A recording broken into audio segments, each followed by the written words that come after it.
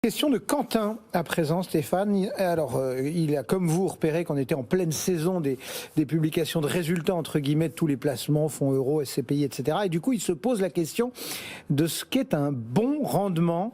Et il nous souligne qu'il s'interroge notamment sur un secteur touché par la crise, comme celui des SCPI. On entendait à l'instant Frédéric Lorenzini là-dessus.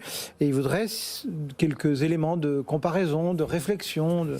Justement, c'est assez amusant parce que comme je suis arrivé sur le plateau à la fin de la chronique de notre camarade Lorenzini, ça m'a fait sourire parce que j'ai pensé à la question de Quentin.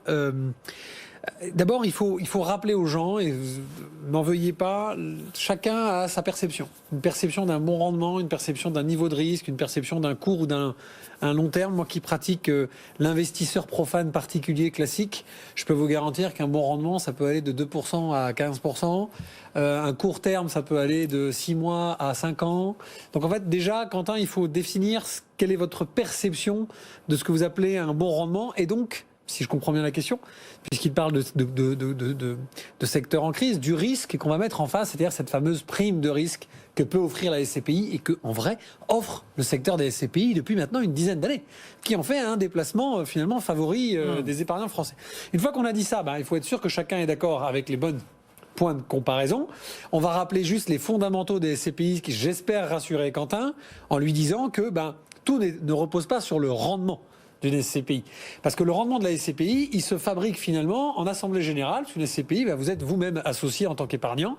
Et c'est en assemblée générale finalement que la société de gestion mandatée par la SCPI, qui gère donc votre SCPI, va définir sur une base de valorisation de l'actif, sur une base de rendement moyen, de taux d'occupation des locaux concernés, un rendement à distribuer trimestriellement, etc., etc. Et puis, comme il y a des réserves financières qui sont entre guillemets de facto obligatoires pour ces SCPI, qu'on appelle le report à nouveau, ces SCPI ont souvent des grosses trésoreries.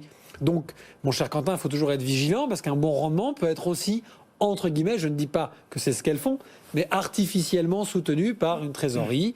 N'importe quelle entreprise peut très bien faire ça dans sa distribution de richesse à ses actionnaires. Donc, une fois qu'on ça permet, par exemple, dans le contexte actuel, de gommer un petit peu. C'est exactement là où je voulais en venir. C'est-à-dire qu'en revanche, nous, conseillers en gestion de patrimoine, mon cher Quentin, c'est ça qu'on regarde. Et je vais citer deux exemples parce que, évidemment, le secteur de la SCPI, il y a beaucoup d'inquiétudes là-dessus. Bon, si vous prenez le groupe Périal, qui est la plus vieille maison des SCPI en France, qui a une SCPI qui s'appelle PF Grand Paris, qui est la concentration des plus vieilles SCPI du groupe, qui est axée, comme son nom l'indique, sur le grand projet du Grand Paris, pas seulement, mais évidemment.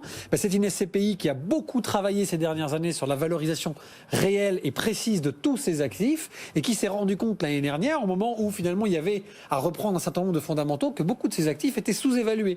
Donc ils ont beaucoup travaillé sur le renforcement de la valorisation de leurs propres actifs. Et ils ont eu des bonnes surprises dans une période où d'autres s'inquiétaient complètement à l'inverse.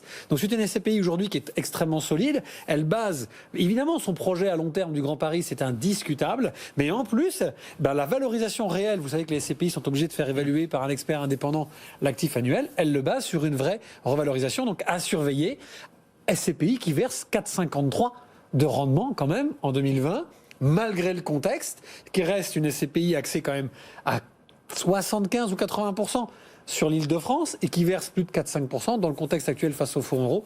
Évidemment, c'est un grand gagnant. L'autre SCPI dont on parle, et je vous ai déjà donné cet exemple, mais il est criant pour faire de la pédagogie, c'est Crystal Rand d'Intergestion, c'est une SCPI de commerce. Donc là, normalement, tout le monde tombe de sa chaise en entendant le mot commerce. Ouais. Bon, est-ce que ce sont des génies ou est-ce que simplement, comme l'expliquait Frédéric tout à l'heure pour Activimo, c'est simplement des alignements de planètes dans une conviction qu'avaient les dirigeants d'Intergestion? Plus de 60% de leurs actifs sont sur des secteurs de commerce, de bouche, le commerce vert, donc pour faire un peu de jardinage, etc., du bricolage. Donc je vous en cite deux ou trois, KFC, Burger King, Bricorama, je crois, ou quelque chose comme ça.